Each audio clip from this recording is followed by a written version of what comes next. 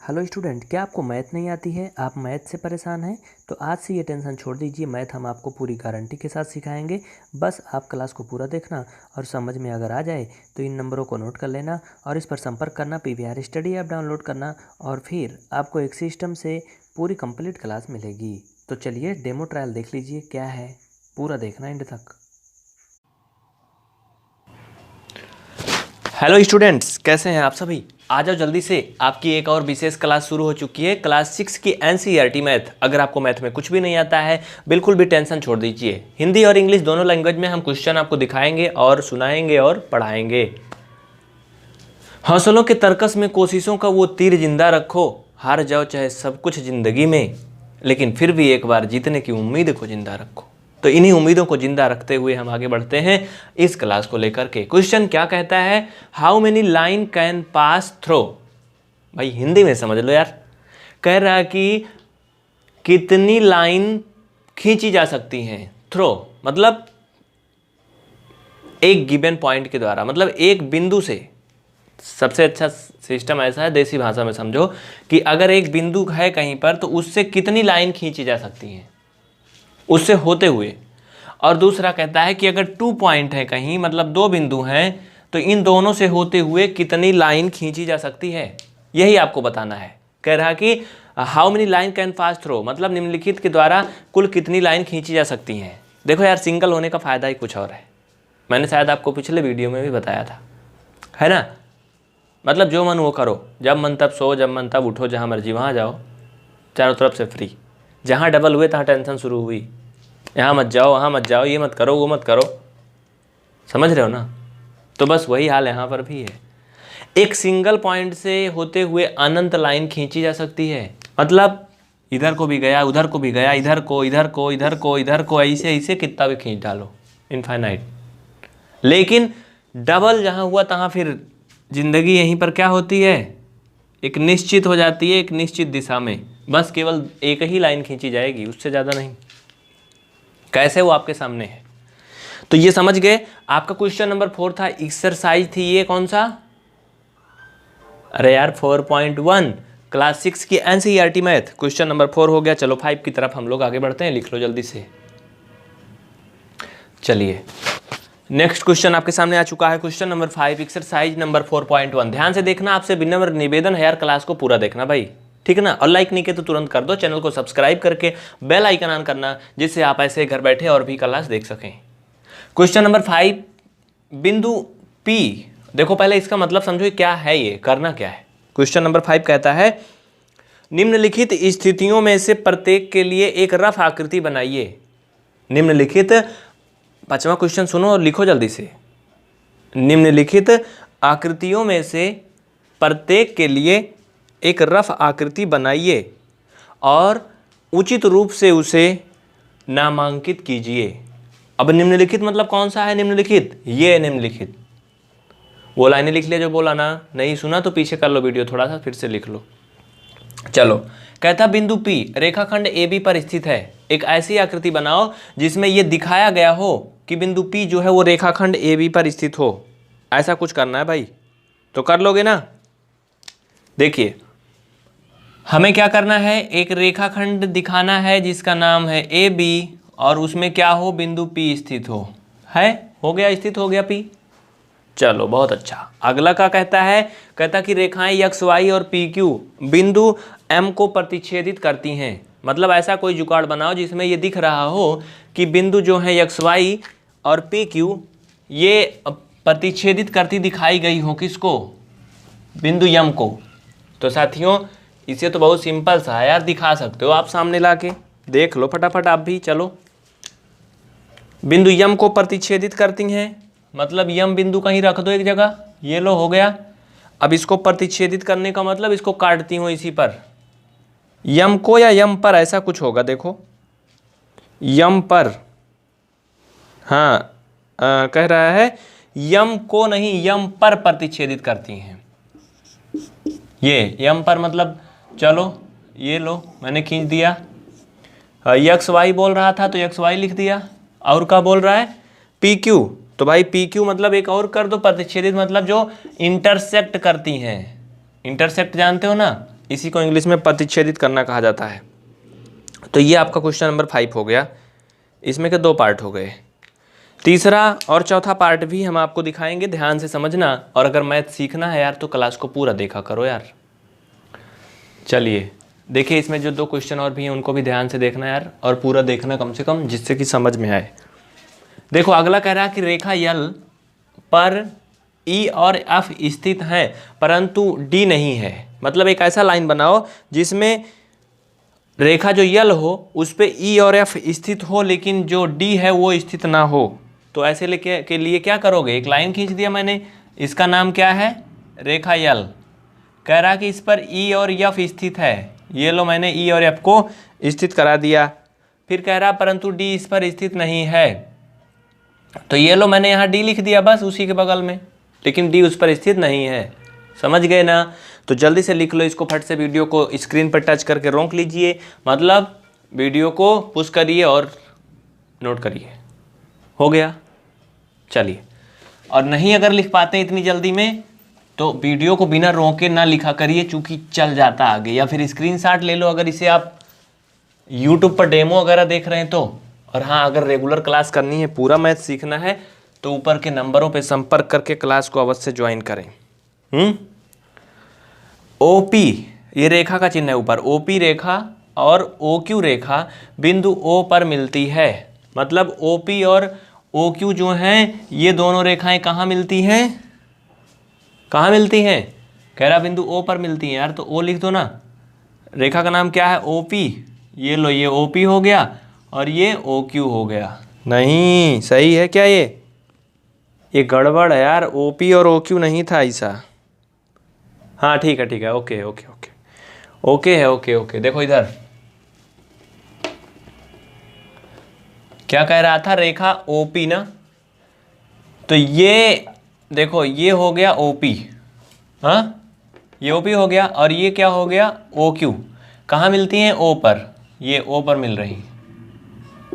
समझ गए ना, बात सिद्ध हो गई ना। ये पॉइंट जो है ओ है, तो ये रेखा क्या हो गई, ओपी हो गई, ये ओ क्यू हो गई, दिखा दिया। तो इस तरह से आपका ये क्वेश्चन भी डन हो गया। एक क्वेश्चन और बच रहा है साथियों, 6 नंबर, उसको भी देख लो यार, बहुत ही मज़ेदार है ये। बस पूरा देखना, मतलब एंड तक देखना क्लास को, भागना नहीं। साथियों देखिए, अगला क्वेश्चन तो हम आपको इसी में बता दे रहे हैं फिलहाल, लेकिन आपसे निवेदन है कि क्लास को आप पूरा देखा करो, अन्यथा हम फिर बड़ा बड़ा वीडियो नहीं बनाएंगे, हम छोटा छोटा बनाएंगे, 2-2 मिनट 5-5 मिनट का, मतलब एक एक क्वेश्चन का। क्योंकि आप लोग वीडियो को पूरा नहीं देखते हो, उसका एवरेज व्यू जो है बहुत कम हो जाता है, कोई मतलब नहीं निकलता है। तो मैं लास्ट आपको वार्निंग दे रहा हूँ और बता भी रहा हूँ कि अगर आप जो भी वीडियो हम आपको देंगे 30 मिनट 45 मिनट कहोगे तो हम 3-3 घंटा की क्लास देंगे, लेकिन आप पूरा देखा करो, वो भी बिना डाउनलोड किए ऑनलाइन, तभी हम आपको क्लास दे पाएंगे, नहीं तो फिर नहीं दे पाएंगे, फिर आप लोग परेशान होंगे। और अगर इतना करेंगे तो हम आपको सारी क्लास देंगे यूट्यूब पे, लेकिन ऑनलाइन देखिए पहला नंबर। दूसरा नंबर, जो वीडियो आपको दें उसे पूरा देखो, मतलब बीच में हटाना नहीं। चलिए, छठा कहता है कि रेखा यमयन की संलग्न आकृति को देखिए और इस आकृति के संदर्भ में बताइए कि निम्नलिखित कथन सत्य हैं या असत्य हैं। और वो कथन क्या है मैं आपको सुनाऊंगा, ध्यान से सुनना। पहले इस आकृति को देख लो, एक रेखा खींची गई है जिस पर QMONP ये बिंदु रखे गए हैं, दिख रहे हैं आपको। तो चलो अब ये बताओ ये सही है कि गलत है, इनको ध्यान से सुनना, क्या है उसको सुनना, बहुत ही ध्यान से सुनना। कह रहा है सत्य या असत्य निकालना है। कह रहा कि QMON और P, QMON और P ये रेखा किस पर स्थित है, MN पर स्थित है।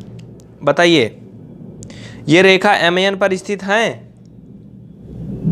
हाँ बिल्कुल स्थित है, सत्य बात है भाई। देखो जो जो नाम मैंने बोला सब इसमें है ना स्थित, मतलब QMONP मतलब सत्य है।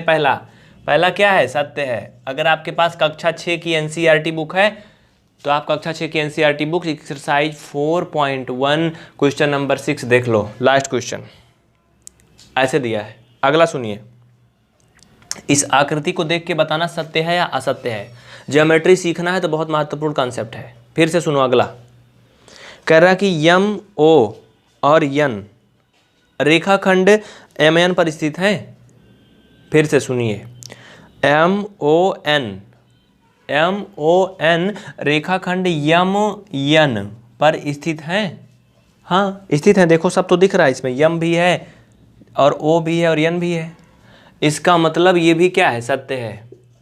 बहुत ही अच्छे से समझिए। अगला सुनो क्या कह रहा है, कॉन्सेप्ट सीखना है यहाँ पर, नहीं समझ में आएगा बताना। देखो जो जो बोल रहा है सब इस पे दिख रहे हैं तो है, और नहीं दिखेंगे नहीं है।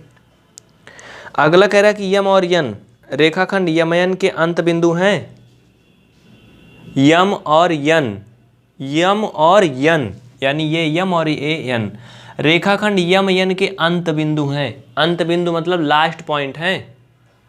हाँ रेखाखंड अगर यमयन हम खींचेंगे तो भाई ये यन है ये यम है, तो अंतिम बिंदु तो है ना, ये दोनों छोर छोर से अलग अलग है ना, मतलब अंत अंत पे है ना।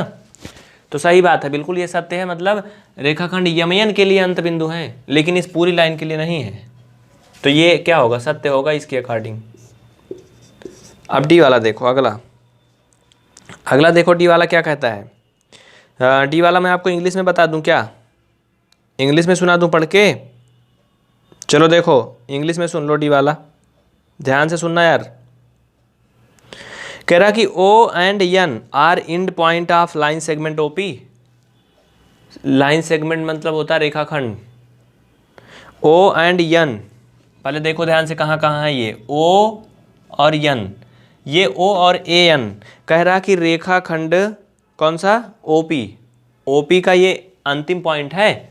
देखो ओ तो यहाँ है और पी यहाँ है, मतलब ओ यहाँ है पी यहाँ है। रेखाखंड जिसकी बात कर रहा ओ एन की ये यहाँ है, तो यार ये रेखाखंड ओ एन का कहाँ अंतिम पॉइंट है। ये तो ओ एन सिर्फ यहीं तक है, पी तो यहाँ भाग जा रहा है।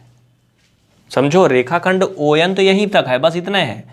अगर इसके बीच में या यहाँ यहाँ होता तब हाँ सही था, लेकिन ये यहाँ कहीं और जा रहा है, इसका मतलब ये फाल्स है, मतलब असत्य है। चलो अगला ई वाला देखो, बहुत ध्यान से समझिए। कह रहा है कि M is one of the end point of line segment O Q. M जो है वो लाइन सेगमेंट यानी रेखाखंड ओ क्यू का अंतिम बिंदु है। बताओ है कि नहीं है। एफ वाला कि ई वाला, अभी ई वाला देखना है ना। आप लोगों को बड़ा गड़बड़ लग रहा होगा, तो चलो हिंदी में सुन लो। हिंदी में कह रहा कि रेखाखंड यम रेखाखंड क्यू ओ के दोनों अंत बिंदुओं में से एक बिंदु है। यम जो है ये यम रेखाखंड नहीं, लिखा तो एक ही में है लेकिन समझने की कोशिश करो। कह रहा है यम रेखाखंड ओ क्यू, तो यम तो रेखाखंड है नहीं, यम एक बिंदु है। यम रेखाखंड ओ क्यू, ऐसे पढ़ो तो समझ में आएगा। यम रेखाखंड ओ क्यू के दोनों अंत बिंदुओं में से एक बिंदु है। देखो यार ओ यहाँ है और क्यू यहाँ है। ओ यहाँ है, कहाँ है, ये है, और क्यू यहाँ है। तो ये यम इनमें से अंत बिंदु पे कहाँ है, नहीं है ना, बीचों बीच में है ना। तो इसका मतलब क्या है, गलत है ये फाल्स है, यानी कि असत्य है। लिखा क्या है, कह रहा है कि जो यम है वो ओ क्यू का एक अंतिम पॉइंट है। अंतिम पॉइंट नहीं है तो मध्य पॉइंट है जी। चलो अब एफ वाला देखो, कह रहा है कि यम किरण ओपी पर एक बिंदु है। यम यानी ये यम, किरण ओ क्यू, ध्यान देना, किरण ओ क्यू पर एक बिंदु है। ओ क्यू बोल रहा है, कुछ और था यार, किरण ओपी। अब देखो किरण ओपी कहाँ है, ओ यहाँ है और पी यहाँ है, यानी यहाँ से लेकर के जो इधर को किरण बन रही इसके बारे में बात कर रहा है। कहाँ से, इस ओ से लेकर इधर साइड के बारे में, जो ये किरण बन रही एरो ये। तो कह रहा है कि यम उस पर एक बिंदु है। कहाँ है भाई, यम तो काफ़ी पीछे है उससे, ये तो यहाँ शुरू होकर उधर को जा रहा है। इसका मतलब क्या है, ये असत्य है या फिर फाल्स है। यफ वाला भी क्या है, असत्य है या फाल्स है, इसे आप लगा लो फटाफट। अब चलो जी वाले पे चलते हैं। जी वाला सुनो क्या कहता है। ए जी ओ जी सुनो, ए जी ओ जी सुनो जी। कह रहा कि किरण ओपी, किरण को इंग्लिश में रे बोलते हैं, आरे भाई रे। किरण ओपी किरण क्यूपी से भिन्न है। भाई किरण ओपी देखो कहाँ है, ओ यहाँ है पी यहाँ है, मतलब ये ओपी किरण ओ क्यू से भिन्न है, बिल्कुल भिन्न है। 36 का आंकड़ा है, इसका खोपड़ी उधर को जा रही है उधर को, इसका इधर को आ रही है, दोनों अलग अलग जा रहे हैं अलग अलग दिशा में, तो इसका मतलब भिन्न है ना। तो ये क्या हो जाएगा, सत्य हो जाएगा, यानी कि ये लाइन ट्रू है। अगला भी सुनना ध्यान से, और नहीं से अगर सुनना है, नहीं समझ में आ रहा तो बता दो, हम बंद कर दें, बिल्कुल परेशान ना होना, क्योंकि हम चिल्लाएंगे नहीं फालतू का। कमेंट करके बताओ जल्दी से, कुछ समझ में आ रहा ना। चलो अगला सुनो। चित्र यही देखना है, बताना है कि गलत है कि सही है बस। और अगर आपको ज्योमेट्री आती है, ज्योमेट्री आपने पढ़ा है तो समझ में आएगा, नहीं आएगा तो मैं समझा भी तो रहा हूँ। चलिए, यच वाला कह रहा कि किरण ओपी, किरण ओपी, देखो किरण का मतलब ये हुआ, ये ओपी का मतलब जैसे यहाँ पर ओ लिखा है, यहाँ पर पी लिखा है, तो ये क्या हो गया, किरण ओपी हो गया। समझ गए ना बाबूजी। चलो, किरण ओपी वही है जो किरण ओएम है। अब देखो ओपी कहाँ है, ओ यहाँ है, पी यहाँ है, तो ये हो गया ओपी। कह रहा कि वही है जो ओएम है। यार ओ और यम, ओएम अगर किरण बनेगी तो इधर साइड को बनेगी, तो ये क्या होगा, यच वाला। हमें तो नहीं लगता कि वही है, अलग अलग हो रहा है ना दोनों। क्या हो रहा है, दोनों अलग अलग हो रहा है ना, इसका मतलब वही नहीं है, अलग अलग है दोनों। भाई देखो वो उधर है, उधर है, तो ये असत्य है। एक बार फिर से समझ लो। कह रहा कि किरण ओ और पी वही है जो कि ओएम है, तो ओएम तो इधर साइड है, ओपी उधर है, तो कहाँ वही रहेगा। एक यूपी के हैं तो दूसरा गुजराती है, तो कहाँ से मेल खाएगा। हाँ, यूपी बिहारी होते तो हो सकता था। चलो एच हो गया। आई वाला देखो, आई वाला कह रहा है, क्या कह रहा है, चलो हिंदी में पढ़ देते हैं, ध्यान से सुनना। कह रहा कि किरण ओएम किरण ओपी के विपरीत नहीं है। फिर से सुनो, कह रहा किरण ओएम ओपी के विपरीत नहीं है। ओ देखो यहाँ ओ है, यम, ओएम जो है वो ओपी के विपरीत नहीं है। भाई ओपी मतलब ये इधर को जा रहा है, इसका एरो इधर को है। और क्या कह रहा है, ओएम, ओएम मतलब इधर साइड के है, तो ये क्या बोल रहा है, ओ सॉरी, ओएम और ओपी बोल रहा है ना। कह रहा विपरीत नहीं है लिखा है, जबकि ये विपरीत है ना। लेकिन ये लिखा क्या है, ये लिखा है कि विपरीत नहीं है। इसका मतलब क्या होगा, ये क्या होगा, गलत होगा ना। मतलब गलत लिखा है ना, गलत लिखा है, लाइन गलत लिखी है। कह रहा है कि ये विपरीत नहीं है, लेकिन जबकि क्या है, विपरीत है। इसका मतलब लाइन गलत लिखी है, तो ये क्या होगा, असत्य। कहीं कहीं आप लोग जान के भी कंफ्यूज हो जाते हो। जे वाला सुनो, जे वाला कह रहा कि किरण ओपी का प्रारंभिक बिंदु नहीं है। किरण ओपी का प्रारंभिक बिंदु है नहीं, स्टार्टिंग पॉइंट। किरण ओपी, ओपी कहाँ है जी, देखो ये ओपी के बारे में बहुत चर्चा हो रही है। किरण ओपी का प्रारंभिक बिंदु नहीं है। जे वाला कहाँ है, ओपी का प्रारंभिक बिंदु है क्या, नहीं है। कहाँ है, इसमें तो कहीं दिख ही नहीं रहा है। इसका मतलब क्या, ये भी असत्य है। क्यों, क्योंकि अगर ये यहाँ कहीं शुरू हुआ होता, कहने का मतलब शुरू कहाँ से हुआ है, तो अगर ये इतना होता, यहाँ पर बिंदु P होता, यहाँ पर O होता, तो हम कह सकते थे कि हाँ इसका प्रारंभिक बिंदु है, वो कहाँ है, O है। लेकिन वो तो बीच से निकल रहा ना, तो इसका प्रारंभिक बिंदु नहीं है। लास्ट वाला देख लो, इसमें का क्या कहता है। कह रहा कि यन किरण NP और NM का प्रारंभिक बिंदु है। यन जो है, यानी ये यन, NP मतलब है ये यन और P, और NM का ना, हाँ NM का प्रारंभिक बिंदु है। हाँ है, क्योंकि NP अगर बोलेंगे तो यन से इधर को जाएंगे, अगर NM बोलेंगे तो यन से इधर को आएंगे। इसका मतलब दोनों स्टार्ट यहीं से हो रहे हैं ना, तो जब यहीं से स्टार्ट हो रहे हैं तो क्या है, ये सत्य होगा। तो इस तरह से साथियों एक्सरसाइज 4.1 आपका खत्म हो चुका है। आप लोगों से विनम्र निवेदन और प्रार्थना है कि स्वीकार करें प्रभु, और इस क्लास को लाइक करें और दोस्तों में शेयर करें, ठीक है ना। इतना जरूर करना यार, अगर इतना करोगे तो हमारी कोशिश होगी, हम भी आपके लिए बहुत कुछ करेंगे और आपके लिए सारी क्लास उपलब्ध करवाएंगे। एक आसान तरीके से आपको सब कुछ मिलेगा। चलते चलते आपको बता दें जल्दी से एक चुप्पी से बात, वो क्या है कि अगर अभी तक आपने PBR स्टडी ऐप नहीं डाउनलोड किया तो प्ले स्टोर पर लिख के ढूंढना PBR स्टडी ऐप्स। वहाँ पर आपको कक्षा 1 से लेकर 10 तक की NCERT मैथ का कंप्लीट सोल्यूशन एक मज़ेदार तरीके से मिल जाएगा। ऐसे जो करते करते क्लास ख़त्म हो जाएगी, तो समझ में भी आएगा, है ना। तो मिलते हैं फिर, जय हिंद। तब तक के लिए आप सभी को बहुत बहुत धन्यवाद। अपना और अपनी वाली का ख्याल रखें और इस क्लास को शेयर जरूर करें। पूरा क्लास देखने के लिए आपको हृदय से प्रेम पूर्वक धन्यवाद। आपसे निवेदन है कि इन नंबरों को नोट कर लें जो दिखाए जाएंगे अभी, और संपर्क करें, क्लास को ज्वाइन करें। निसंकोच आप व्हाट्सएप करें, कॉल करें या विजिट करें pvrstudy.com और पूरा कंप्लीट NCERT मैथ घर बैठे सीखें, टेंशन फ्री। जय हिंद।